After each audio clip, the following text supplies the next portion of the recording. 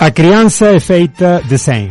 A criança tem 100 mãos, 100 pensamentos, 100 modos de pensar, de jogar e de falar. 100 modos de escutar as maravilhas de amar. 100 alegrias para cantar e compreender. 100 mundos para descobrir. 100 mundos para inventar. 100 mundos para sonhar. A criança tem 100 linguagens e depois 100, mas roubaram-lhe 99. A escola e a cultura lhe separam a cabeça do corpo.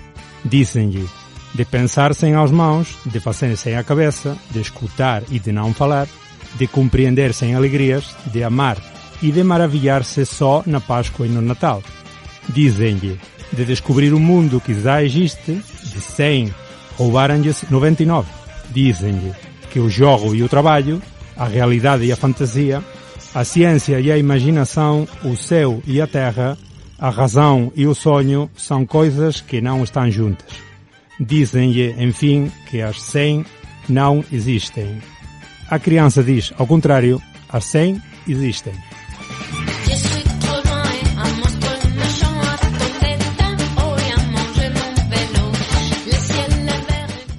Que tal? Moi boas, benvidos e benvidas ao Galiportus, o teu podcast, o único que une Galiza e Portugal voz a voz. Arrancamos hoxe co texto, co poema de Malaguchi, do 1997, As 100 linguaxes de crianza, un autor brasileiro escrito en Porto Alegre.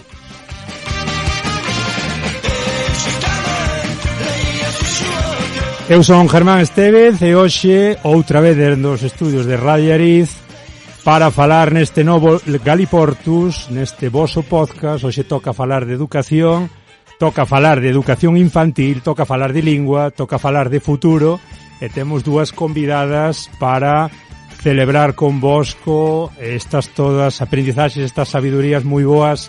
Rita Cid, que tal? Hola, moi boas, encantada de estar aquí. Hola, tamén temos aquí connosco a Lucía González, moi boas. Boa tarde, encantada. Rita Cid, xa directamente, e nai dun neno de 2 anos, gustoume moito como me dixo que a podía presentar, di que comeza a escola no ano que ven, no segundo ciclo de infantil, verdade, Rita? Sí. E di que está desbrozando ela para abrir carreiro nunha carballeira inzada polas silvas para que o fillo poida seguir usando a lingua que está mamando. Esta frase que te inspira tanto a razón de que ven, Rita. Pois é un pouco así, non? Agora cando as crianzas entran na escola, pois casi tes asegurado que van a falar castelán. Entón, pois hai que rozar carreiro para intentar que sigan mantendo a nosa lingua, non? E a hora de rozar ese carreiro, parece que te encontraches buscando un pouquiño as opcións para teu fillo a hora de escolarizalo, topacheste cunha alternativa interesante en Ourense, que se chama como? Pois vimos aquí a falar do proxecto Semente, non? Semente a nivel Galiza, a nivel nacional. En Ourense pois estamos aí traballando para ver si pode haber por fin un Semente Ourense que penso que é necesario, non? Que sería Semente, Lucía, así en grandes rasgos? Pois a Semente, para comezar, é un proxecto educativo que ten como principal obxectivo preservar a lingua galega nas crianzas nunha situación tan preocupante como a que temos agora. O último censo danos a información de que o galego xa non é a lingua maioritaria entre as crianzas, entón realmente temos que reverter esta situación. Lucía, polo que me contabas un pouquiño aí no off the record, eres unha das educadoras elixidas para comezar a darlle forma un pouquiño ao proxecto de Semente Ourense. Parece que está a cousiña a punto de botar a andar. Sí, temos pensado que en xaneiro se comece cunha apertura parcial e ir pois vendo como este proxecto pode aportar ás crianzas ourensás de arredores pois esa preservación da lingua. Estamos, Rita, falando de que, para que non se entere un pouquiño de que vai a cousa, educación infantil de 0 a 3 e de 3 a 6, non? Os dous ciclos. Realmente, semente empeza nos 2 anos e xa hai 2 sementes, semente Trasancos e semente Compostela que teñen primaria tamén, o sea, ata os 12 anos. O sea, ata os 6 anos non sería escolarización obligatoria, esas 2 sementes xa teñen, pois, incluso a etapa de primaria tamén instaurada. Que atopas, Rita, como nai no proxecto educativo Semente? Bueno, varias cousas que para min son interesantes. O primeiro, que xa o comentamos un pouco, un espacio lingüístico seguro, non? No que as crianzas poidan falar a súa lingua materna sin complexos, non? Por dicilo de alguna maneira. Despois tamén é un proxecto educativo no que a crianza é o centro, non? Na que se valora a diversidade, a autorregulación, na que os cuidados son importantes, sobre todo na etapa de educación infantil. Logo, a metodoloxía, non? De integración no entorno, o coñecemento do noso, non? Un proxecto comunitario, asambleario, non? No que é horizontal, crianzas, escola e pais, non? E nais. E logo, bueno, tamén o carácter social que sin fins lucrativos que ten a semente para min é importante, a laicidade, non? E logo tamén o ratio, non? Que o ratio, pois, na educación pública, pois, é moi alto e é inasumible moitas veces para dar unha educación de calidade.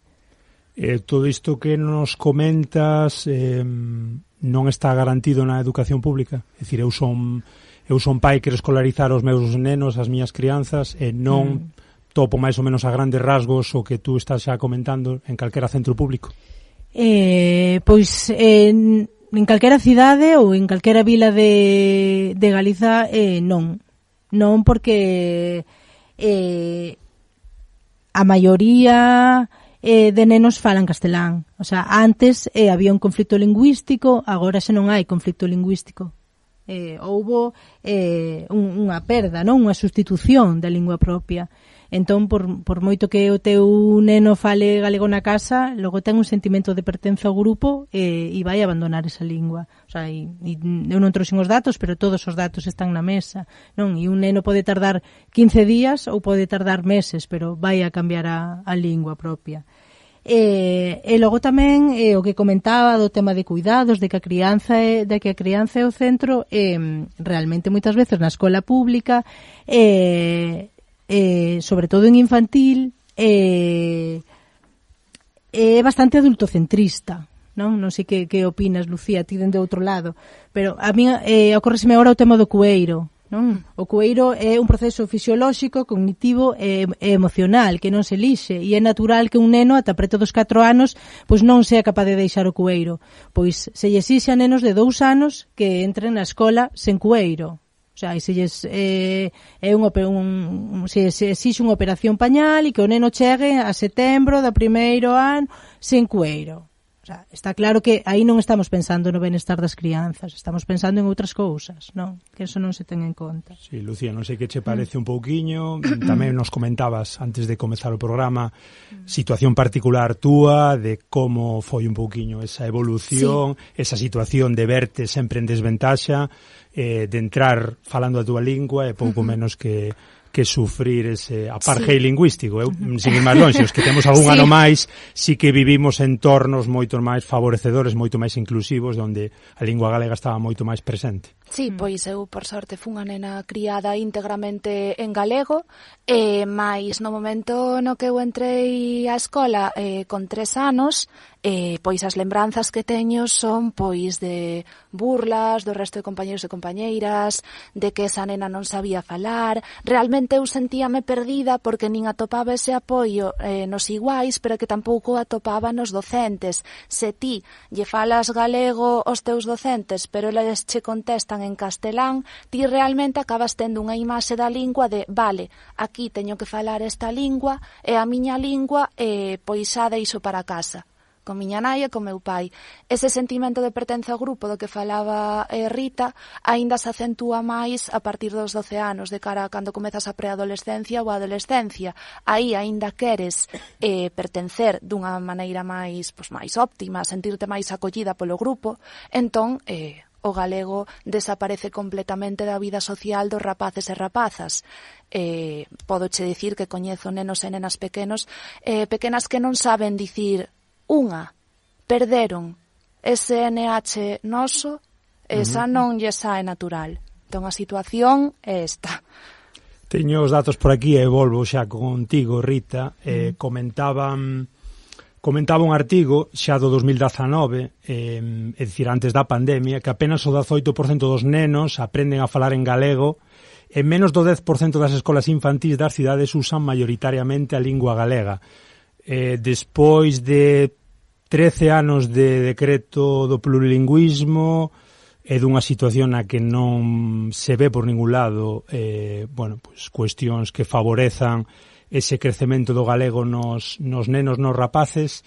Contaros un poquinho como é a túa preocupación, como ves a situación deste decreto, como analizas como nai?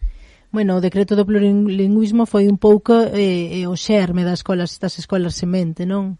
Os datos están aí, está claro que estamos perdendo unha cualidade que temos de ser bilingües e estamos convertémonos en monolingües, o cal contaslle a unha persoa de fora e di, pero vos estades un pouco mal, porque non ten moito sentido isto. De todas maneiras, a escola semente é unha escola plurilingüe e ama todas as linguas, pretende que os nenos sean plurilingües, pero galegofalantes. A raíz do que comentas, vamos a escoitar brevemente unha intervención moi interesante dun compañeiro noso, un historiador, un educador no País Vasco, chamase Ibai. Escoitado un poquinho que nos conta en comparación un pouco co que estamos comentando da inmersión lingüística, como funciona tamén o modelo das ikastolas en Euskadi. Nepa, egunon, pues en el País Vasco tenemos 3 modelos lingüísticos: el modelo A, que es todo en castellano y euskera como asignatura; el modelo B, que es mitad y mitad; y luego el modelo D, que es todo en euskera con castellano como asignatura. Eso en la comunidad autónoma vasca. El modelo D es el mayoritario en esta comunidad, entre los alumnos, y se puede estudiar en la pública, en algunas escuelas religiosas y también en las ikastolas. Las ikastolas son escuelas cooperativas creadas por padres y madres a finales de la dictadura franquista para que sus hijos e hijas pudiesen estudiar en euskera. Luego en Navarra está dividida en 3 zonas. La zona norte es la vascófona, luego está la mixta, que es la zona de Pamplona, y luego está el sur, que es zona no vascófona. En el sur, en la pública, no se puede estudiar en euskera. De hecho, no se puede estudiar ni el euskera como asignatura, creo. La única manera de estudiar en euskera en el sur de Navarra son las ikastolas. Y luego, en la parte norte del País Vasco, en la zona de Francia, la única manera de estudiar en euskera son las ikastolas. En algunas escuelas públicas sí que hay un modelo que digamos que es mitad y mitad en francés y mitad en euskera, pero solo en euskera en las ikastolas. Y bueno, se está viendo que hoy en día el único modelo que consigue euskalunizar a los alumnos es el modelo D, porque el modelo A y el modelo A sobre todo no consigue que los alumnos aprendan euskera. El modelo B también tiene muchos límites. Y es el modelo D el único que consigue que el alumno pues sepa euskera. Es verdad que el modelo D también tiene límites, sobre todo en las zonas donde el euskera no es un idioma diario, en las ciudades donde no se hable euskera todos los días, en la calle, digamos. Ahí los alumnos sí que consiguen unas competencias pasivas del idioma, es decir, son capaces de entenderlo perfectamente y de tener una conversación mínima, básica, pero es verdad que no consiguen un nivel avanzado. Es normal porque al final, hoy en día el entorno, las series, la música que escuchan, las películas, todo es en castellano, pues es normal que solo la escuela no consiga que estos alumnos tengan un nivel avanzado de euskera. De todas formas, el nivel más avanzado lo consiguen en el modelo D, sin duda. Y ahora mismo hay un debate en el Parlamento Vasco y bueno, también en la sociedad, porque se va a aprobar la Ley de Educación de la Comunidad Autónoma Vasca y en principio se habló de superar los modelos lingüísticos, pero al final ahora mismo el PSOE ha empezado a decir que los modelos no se pueden tocar. El PNV parece que se ha acercado a esas posiciones porque al final son coalición de gobierno. Y Bildu ha dicho, Bildu ha dicho que bueno, que si se mantienen los modelos, pues no va a apoyar la nueva ley de educación. Entonces, parece que la ley de educación se va a aprobar manteniendo los modelos lingüísticos con los votos del PNV y el PSOE. Aquí seguimos, imos escoitar agora tamén en relación co que vimos comentando de modelo lingüístico, inmersión lingüística, a experiencia desde Cataluña, un compañero que se chama Paul, leva xa uns aniños en Galiza e intentou facernos, bueno, pues un pequeno resumo de como funcionan as escolas Bressol en Cataluña, o modelo de inmersión lingüística tan afamado, tan cuestionado moitas veces, o modelo catalán. El, a súa maneira, cun máis que aceptable galego, contanos o seguinte. A mí pareceme que a escola xoga un papel moi importante para a defensa e protección do idioma, neste caso do catalán, e eu vexo que en Cataluña se cadra dúas realidades, unha para a xente que, como eu, vivimos en zonas onde maiormente falase catalán, entón, no día a día, na casa, na escola. Entón, nesta situación, o importante da escola é o de darnos a oportunidade de estudar na nosa lingua, de aprender a falarla e escribirla correctamente. E despois está a outra realidade que nas zonas onde xeralmente non se fala tanto catalán, onde pues, na área de Barcelona e a provincia, sí, sobre todo de Barcelona, que pode ser que a xente non teña ese acceso ao catalán no cotidiano, no día a día, pero sí que aí a escola xoga un papel tamén moi importante de dar a oportunidade de aprendelo tamén, de utilizalo, entón, así tamén ter as mesmas oportunidades que o resto. A miña experiencia, claro, no meu caso foi de normalidade total, ¿no? Pois o catalán era o idioma de todo, ¿no? De casa, de escola, de estudar, de xogar, de sair cos amigos, así. Tamén sei que, bueno, non coñezo de primeira mano, pero que tamén a escola en catalán ten os seus retos, non? E que, por exemplo, falando con amigos que son profesionais da educación, profesores de catalán precisamente, dime que, bueno, hai zonas en que o catalán se fala pouco e que a lingua catalana para algúns dos alumnos é como se fora unha lingua estranxera, non?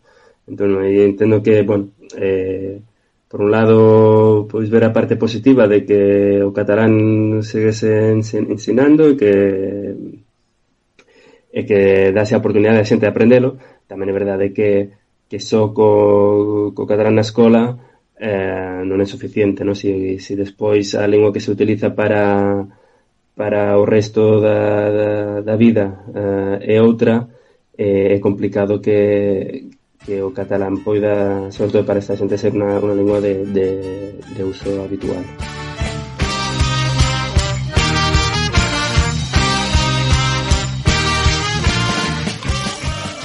Ben, aquí seguimos conversando con Rita Cid e con Lucía González sobre a cuestión da lingua, a cuestión da educación infantil, a cuestión un pouco de que facer, cara onde tirar, que futuro queremos, si queremos un futuro en Galiza e en galego.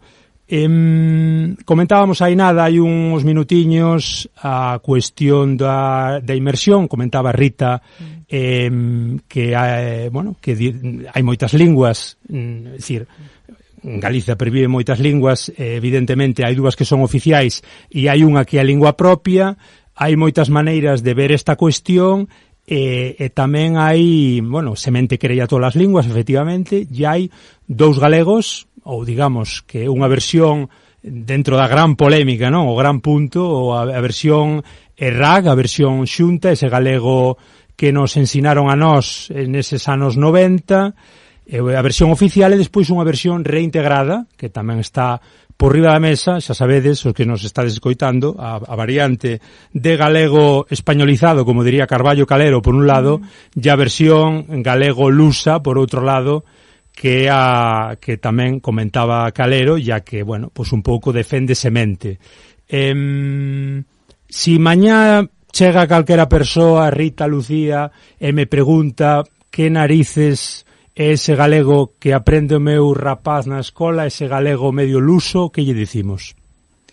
Decimoslle, pois que, para empezar, semente prevé a aprendizaxe das dúas normativas, vale? Pero sí que se ve tamén ese galego reintegrado e pois eu vexo como unha amplitude, non? Unha amplitude de vocabulario, non? Unha amplitude de miras, un achegamento, non? A toda a zona lusófona, que creo que é pois super positivo para unha crianza, non? Ter esa amplitude aberta, non? Lucía, o debate levanos por riba da mesa. Existe vida para o galego sen o portugués? É dicir, como pode axudarnos o portugués nese plurilingüismo que buscamos? Realmente, pois son dúas linguas irmás, coas que podes chegar a calquera parte do mundo prácticamente. Moitas veces a xente céntrase en para que aprender unha lingua se non che vai valer para.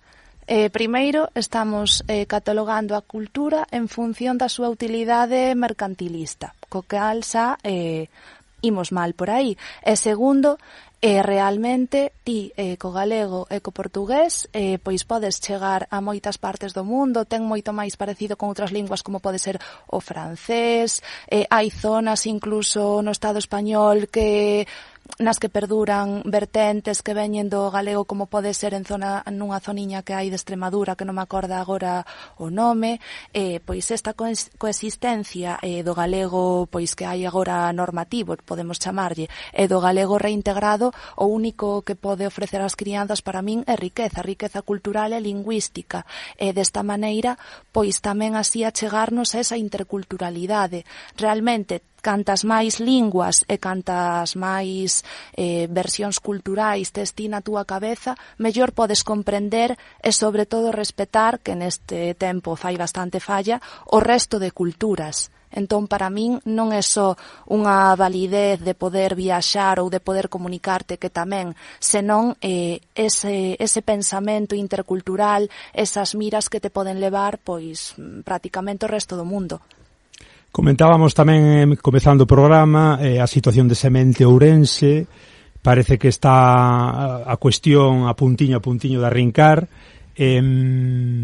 Parece que é curioso, non? Porque tendo moitos máis galegofalantes que se cadran noutras cidades, como Vigo ou Ferrol, nesas outras cidades sí que hai semente desde hai uns cantos anos. A que pensades que é debido esta situación, Rita? Pois, Semente Ourense houve unha tentativa en 2016 que aí quedou e en 2021 pois eu e outras familias pois intentamos rescatar esta idea. En Ourense, teño as miñas teorías, non? Unha teoría de que falta cultura militante a nivel social en xeral, non? Tamén non é o mesmo agora que fai 10 anos, porque agora a educación é gratuita. Tanto en educación infantil como todos os colexios, prácticamente todos están concertados, polo tanto son gratuitos. Entonces non é o mesmo que ti teñas que elexir que colexio pago que todos son de balde, non? E logo tamén un problema que temos en Ourense, que hai moi pouca poboación e moi pouca natalidade, polo tanto faltan nenos, non? E despois o tema da conciliación familiar, que a conciliación familiar, pois, aínda hai moito que facer en todos os sitios, pero en Ourense, con empresas pequenas, con un sitio moi atomizado, pois aínda se cadra máis complicado, e a veces pois tes que elexir por a logística máis que por o que ti realmente queres. Entón, bueno, pois quizás esas poden ser un pouco as razóns polas que en Ourense aínda non, pero Vemos, Lucía, que Rita e outras moitas nais e pais están, si non convencidas e convencidos prácticamente, atentos á iniciativa Semente, moi concienciados. Que lle decimos a uns pais que non estean tan concienciados vente a Semente? Por qué?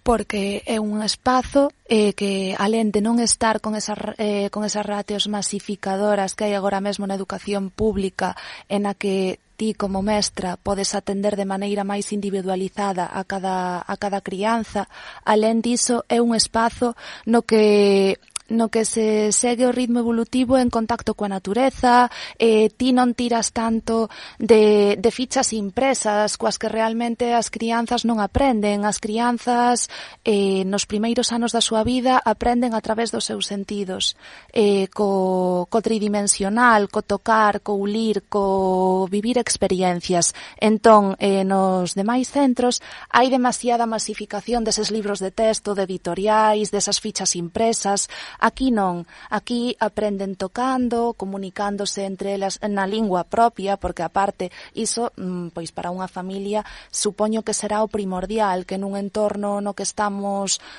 cunha infancia tan desgaleguizada progresivamente por culpa desta iniciativa, deste decreto que trouxo estas consecuencias, pois tamén se respetan os ritmos e non se utiliza tanto ese papel impreso que tanta experiencia lle resta aos nenos e nenas. Ademais, tense unha organización completamente horizontal, onde eles e elas como pais e nais tamén poden decidir o que queren ou o que non queren para os seus fillos e fillas. Entón, realmente penso que esa horizontalidade, o centralismo da lingua e aprender a través da manipulación e a experiencia viva, penso que pode ser o máis importante para unha familia. Tamén me comentastes algunha cousiña sobre o proxecto Sementiñas. Non sei se nos podedes adiantar algún detalle de en que consiste Sementiñas. Sí, Sementiñas, pois para min é un dos meus proxectos preferidos, non? Porque é unha tribu para as nais, non? É ese espazo onde as nais e os bebés de 0 a 2, pois teñen un espazo pois para falar, para coñecerse, e é pois como un paso orgánico da escola, non? É un lugar onde os bebés xa coñecen o espazo, moitas veces xa coñecen as educadoras, coñécense entre eles, teñen. E, pois, cando empezan a escola, pois, non existe a famosa adaptación, porque xa están adaptados, ou sea, xa é o seu lugar, non? E as familias, pois, están seguras porque xa saben onde están. Entón, pois, pareceme un proxecto moi bonito. En Ourense está indo moi ben, estánse achegando moitas nais, falaron de cada semana ou cada 15 días hai reunión que se anuncia nas redes sociais, e pois cada semana hai unha temática. Pois unha temática, un día falaron de calzado, outra semana falaron pois de que problemáticas se atopaban nese momento, pois de diversas cousas, e creo que é un proxecto moi bonito e que vai a dar moitos froitos. Non me resisto nin siquiera a escoitar a un coñecido teu, o teu fillo, non vamos dicir o nome pola protección de datos, pero parece que temos algún audio del, a ver que nos conta. Que simpático, Moi ben, estamos xa acabando ca primeira parte deste novo Galiportus. Imos ir agora ca chamada telefónica a un camarada que nos vai atender, un tal Sechu Sende, que non é pouca cousa, agora o presentamos, dende Compostela. Deixamos vos de momento cun tema, un tema, xogos cantados, de iniciativa Semente, chámase O Galo que Canta. Disfrutádeo. Burro cornea, i, o, galo que canta corococo, pito que pilla piripipi, moza bonita saia daqui. Burro cornea i-i-o, galo que canta corococo, pito que pilla piripipi, moza bonita saia daqui. Burro cornea i-i-o, galo que canta corococo, pito que pilla piripipi, moza bonita saia daqui. Burro cornea i-i-o, galo que canta corococo, pito que pilla piripipi, moza bonita saia daqui. Moi ben, seguimos aquí no Galiportus, no voso podcast, no voso programa galaico portugués voz a voz. Temos connosco hoxe relativo, xa sabedes, esta temática tan interesante, educación, falando de semente. Temos connosco a Sechu Sende dende Compostela, poeta, narrador, sociolingüista, activista da GAL, moitas cousas, non, Sechu? Moi boas tardes. Algunha máis, ciclista, papá, profesor, nada, aquí estamos, regueifeiro tamén, que non falte iso. O de papá non é cousa pequena, non? Onde tes as fillas ou os fillos escolarizados? Comentáronme por aí un chivatazo. Pois mira, Estrela xa está no instituto, estivo na Semente de Compostela, e Maré, pois está en sexto de primario, aquí tamén na Semente de Compostela, é unha das rapazas que comezou a súa escolaridade na Semente e vai na acabar na Semente pois, o ano que ven xa entra no liceo. Estamos aquí con Rita Sechu, nai tamén moi interesada na cuestión semente. Estamos con Lucía, mestra, educadora, unha das candidatas, unha das elixidas para comezar xa, para tirar para diante con Semente Ourense. Dende a experiencia de Semente Compostela, ilústranos un pouco a túa experiencia, a experiencia da cooperativa, como ven funcionando Semente?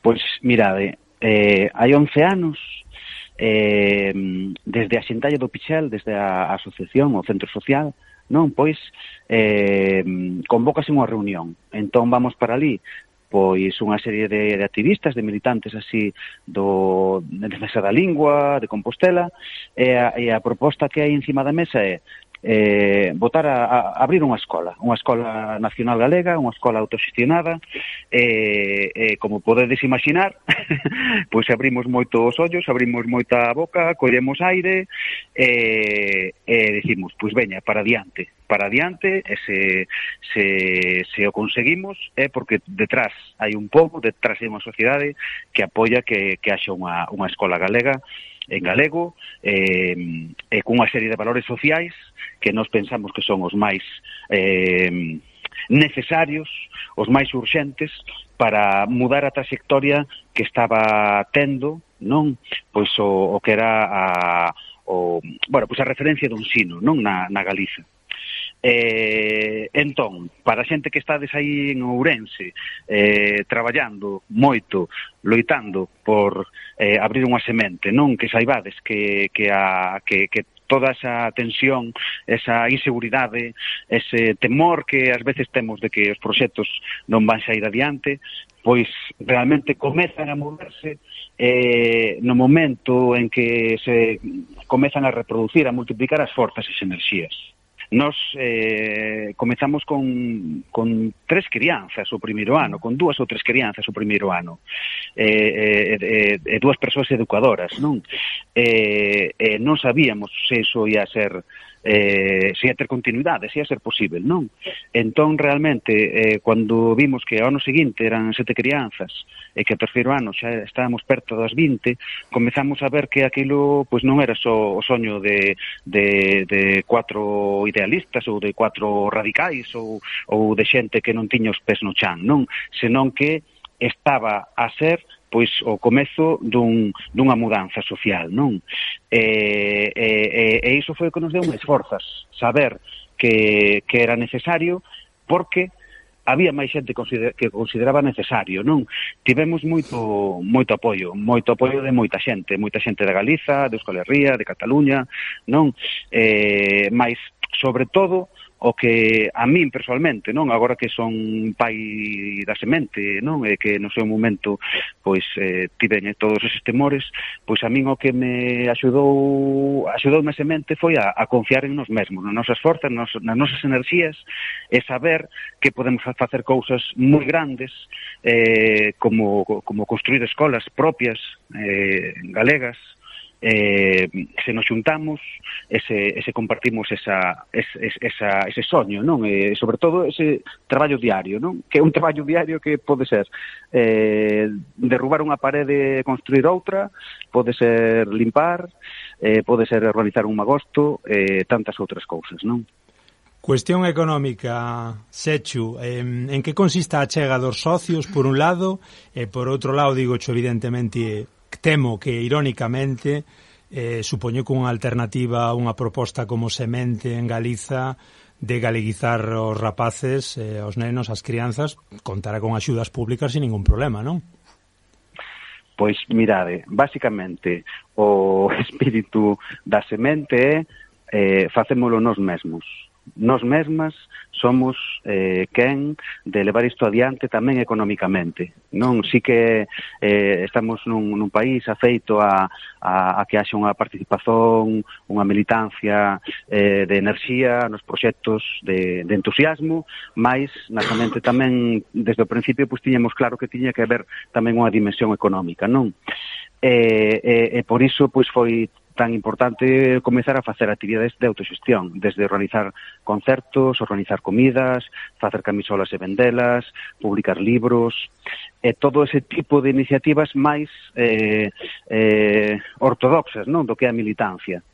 A Semente, claro, a Semente é un proxecto que non ten ánimo de lucro, mais ten un profesorado de moita cualidade, ten unhas instalacións, ten luz, auga, e iso todo hai que pagalo, non? E o certo é que sí, a Semente é unha escola que se autoxestiona, se autofinancia cos achegas das socias colaboradoras, e aí socias colaboradoras pois pode ser calquera persoa, eu coñezo xente que achega 5 euros ao mes, tamén coñezo xente que en algún momento pois chegou a poñer 50, e logo, en momentos especiais, xente que puxo máis diñeiro, non? Xente que puido, non? Esas achegas, pois, revirten no propio proxecto, non? Despois, a Semente é un proxecto escolar que nós chamamos, ou queremos denominarnos comunitario. Saímos un pouco desa controversia entre o público e o privado, porque a Semente non é unha escola privada. A Semente é unha escola que está na categoría das escolas do movimento Sen Terra en Brasil, ou nas Icastolas cando comezaron nos anos 70 contra o franquismo, ou na propia idea de autoxestión pois dun sindicato ou dun equipo de fútbol, non? No sentido de que non ten ánimo de lucro, non? É como unha asociación que realmente ten como prioridade pois manter un ensino de calidade, non?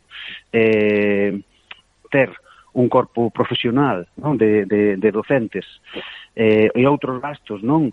Que ten o propio proxecto, máis que sexa compartido. E a xente que ten as crianzas que queren entrar na Semente, pois é vontade da Semente que o aspecto económico non sexa un problema, non? De feito, pois a xente paga segundo a súa renda e logo pois hai unha serie de oportunidades de xente que pode pagar en vez de con diñeiro, pois con traballo con tempo, non? E de outro xeito, non? Eu acórdome, pois cando comezaba a Semente de termos feito algún inquérito entre as familias, é o certo que na Semente daquela, e seguramente hoxe tamén, pois había un índice de pais e de nais desempregadas, e iso tamén é un esforzo, non? Saber que na Galiza, para termos un ensino en galego, pois teñamos que recurrir ao activismo, á autoxestión, ao esforzo económico para evitar que os nosos fillos e fillas se castelanicen, non? Pois dá a idea, non, do inxente traballo que hai detrás dun proxecto como a semente, non? Porque iso sí que é o que máis a aprendizaxe, non? O que comentaba antes, que a semente foi un proxecto que a nos ensinou a creer en nos mesmos, en nos mesmas, máis porque había unha sociedade detrás, hai un pobo por detrás que considera necesario isto, non? Para nós en Compostela, pois foi un momento moi importante cando, chegado o momento, hai 3 anos, pois tiñamos 2 escolas de infantil en 2 edificios diferentes e unha escola de primario noutro edificio, e lanzámonos a concentrar esas 3 escolas pois nunha para primario e para infantil única, non? E foi cando lanzamos o proxecto MOAS.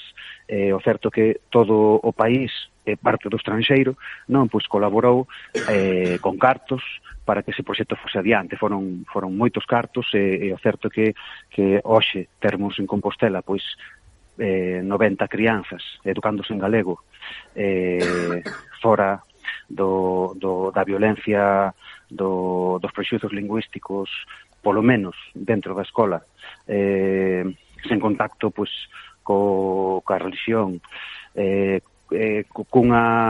cunha educación baseada pois na transformación social que ten como eixos pois o feminismo, a ecoloxía,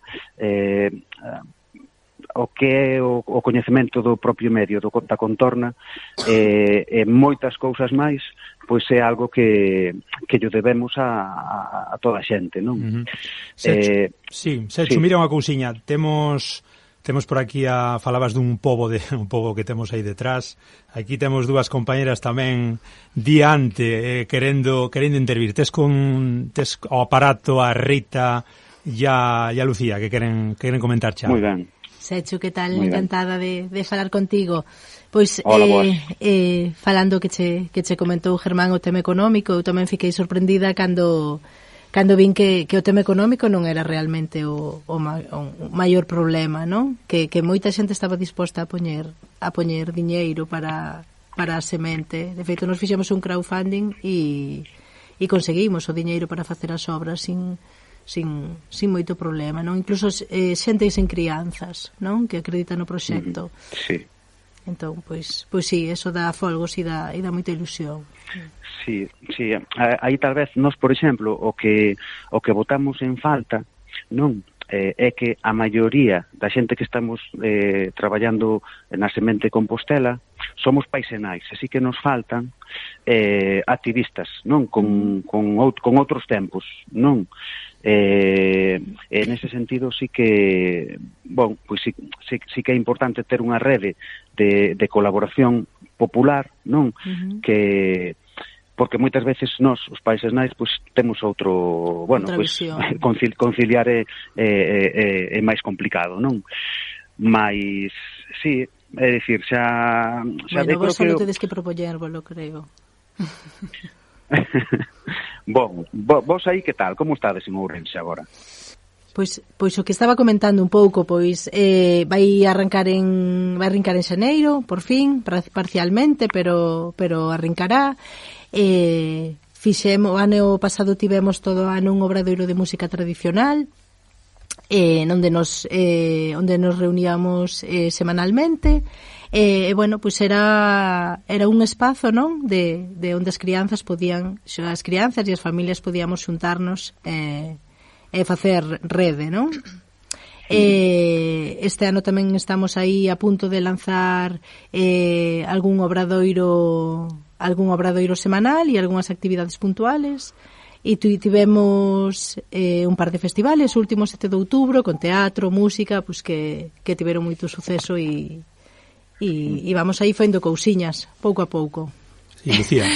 Hola, Sechu, son Lucía, encantada. Bueno, pois eu comentarche un pouquiño con respecto pois ao local, que tiñades que velo porque realmente está precioso. Fixeron unha obra de carpintaría con unha serie de, bueno, unha rampiña para que brinquen as crianzas e unha serie de caixos. Bueno, está precioso. Teríades que, bueno, seguramente se cadra hai algunha fotiño por aí para que poidades ver. Xa me contaron que sí, que é impresionante. Sí. É que entón, está precioso, único, pois nada, pois o típico de arranxar un pouquiño o aquecemento,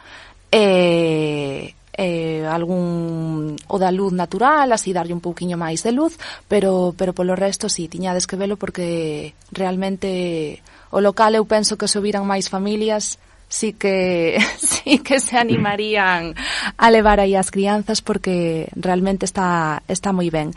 Sí que che quería preguntar con respecto á Semente Compostela o que é o voso local, o voso edificio co que comezastes, un pouquiño o contexto no que estaba inmerso, era unha zona así un pouquiño máis de aldeas, estaba máis inxerido na cidade, para que contes así un pouquiño as posibilidades que había con ese primeiro local.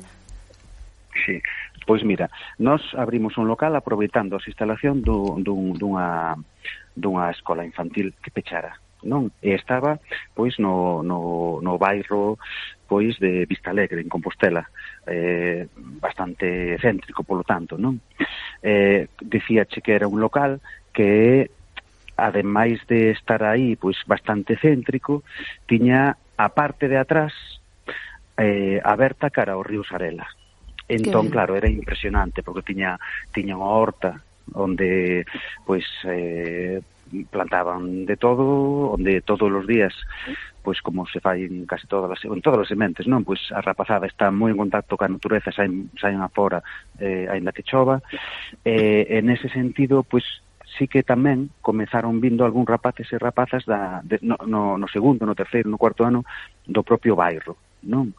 Que esa foi unha das cousas que tamén que máis nos impresionou, non? Porque de algún xeito, cando comeza un proxecto así, parece que comeza un proxecto super ideoloxizado de 4 extremistas galeguistas ou así, non? Desde o punto de vista así dos tópicos e dos estereótipos, máis enseguida comezamos a ver que o modelo da semente tamén era moi valorado polo proxecto educativo. Nós, desde o principio, vos tamén, entendemos como pais e nais, ou como xente que queremos transformar este país, que unha escola, ademais de estar en galego, pois ten que ter calidade, non? Entón, aí o modelo pedagóxico sí que foi moi importante. E para o modelo pedagóxico tamén sempre foi unha exixencia que o local pois reunise unhas condicións sobre todo de vinculación co propio entorno, é dicir, co propio bairro, agora que estamos nunha aldea, ca propia aldea, e despois ca natureza, non? E aí, nese sentido, pois sí que foi moi importante isto, non? A parte, despois, supoño que como a vos, pois sí que hai pois unha rede, non, de colaboradoras que xente que pois do mundo da arquitectura, pois do mundo da pedagogía, non, que a hora de construir ese espazo, pois realmente o fai desde un punto de vista científico, non? É dicir, todo está moi pensado para que as crianzas se sintan cómodas, estean en contacto pois cunha serie de valores, cunha vida máis orgánica posible, non? Sechu, quedanos 30 segundiños, falabas do proxecto MOAS, penso que tamén hai por aí un premio interesante dentro do proxecto educativo Semente, o premio 1000 Primaveras, coméntanos brevemente. Pois mira, o premio 1000 Primaveras é un premio que se lle concedeu á Semente pois pola súa defensa da lingua, non? A todas as sementes como proxecto nacional que realmente pois recoñece este traballo activista, un traballo do día a día, o traballo de moita xente que, como estades vendo en Ourense, colabora máis desde fora do propio proxecto, máis con moitísima ilusión e sabendo que está axudando a transformar o mundo, e, ao mesmo tempo, para aquelas activistas, docentes, pais e nais, que están aí loitando por por mudar este sistema, non? Defendendo que o modelo da inmersión lingüística e do mantemento da lingua pois é o modelo que precisa este país para todas as crianzas, non? Por iso, a Semente é un proxecto que ten vontade de ser universal, é dicir, na Galiza precisamos que o modelo de inmersión lingüística de mantemento, que un modelo no que as crianzas se atopan a si mesmas, se encontran no camiño da felicidade, non? Cunha educación para a liberdade, con un punto de vista crítico, non? En galego, non? Pois é fundamental, non? E por iso, pois, a Semente como moitísima xente, pois estamos aí loitando por que haxa 1000 primaveras máis, non? Sechu por 1000 primaveras máis, bravo pola loita, unha aperta moi grande, graciñas por nos atenderes. Moi boa tarde. Boa tarde e vémonos por Ourense, a ver se non tardamos moito en ir por aí. Vale. Vémonos, Sechu. Vémonos, gracias. Un abrazo Unha forte. aperta, ata logo. Abrazo forte. Moi ben, ata aquí a nosa conversa con Sechu. Interesantísimo o proxecto Semente en Compostela, o inicio de todo, do que esperemos sexa moitas máis sementes e sementiñas. Imos ir xa rematando coas nosas conclusións aquí no estudio de Radio Llarid neste Galiportus de hoxe. Bueno, venme a cabeza Rita Lucía, un pouco como debemos enfrentar un escenario galegófobo e lusófobo para o futuro. Refírome porque, desgraciadamente, aínda que non sexa, penso eu, maioría, hai moita xente que non está disposta a asumir as cuestións que estamos poñendo por riba da mesa, esa predominancia ou esa insistencia en querer que os nosos fillos se eduquen en galego. Como afrontar ese panorama? Bueno, eu penso que dá vertixe, non? E está un pouco fora do noso control, mas penso que transmitindo con amor e con ilusión, pois habémoslo conseguir. Eu penso que iso con forza e determinación realmente nas miñas interaccións con crianzas que falan habitualmente en castelán, falándolles en galego, ti notas como aos 5 minutos elas xa están metidas.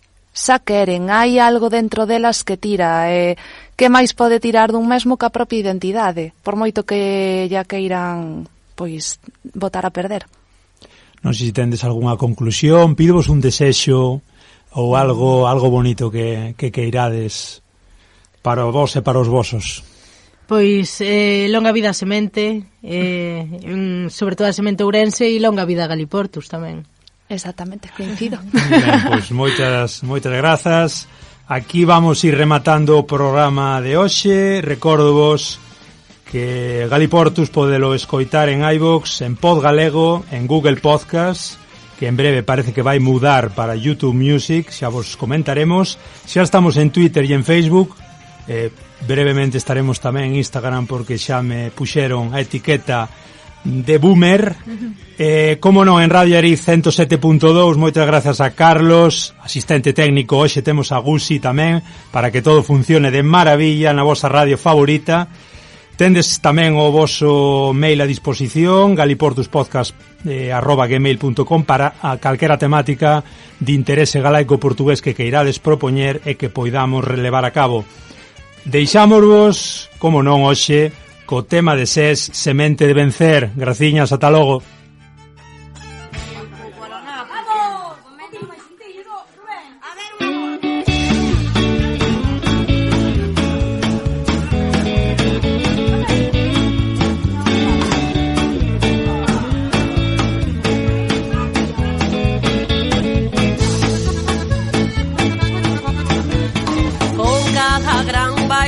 Terra, medranza en flores rosadas.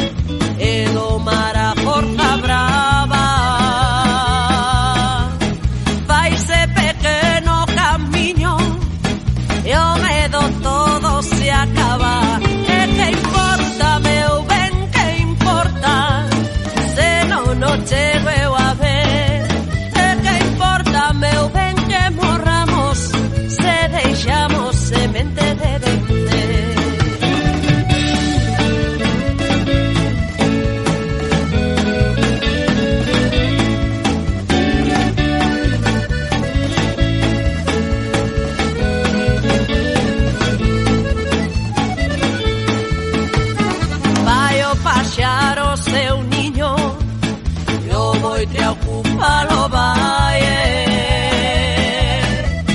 Pero paxariño sabe sempre quen é súa nai. E a noite longa é tan dura que a saudade se instala. Pero que non pense a lúa e o sol non ven pra botala. E que importa, meu ben, que importa se non o chego a ver. E que importa, meu ben, que morramos se deixamos semente de vencer.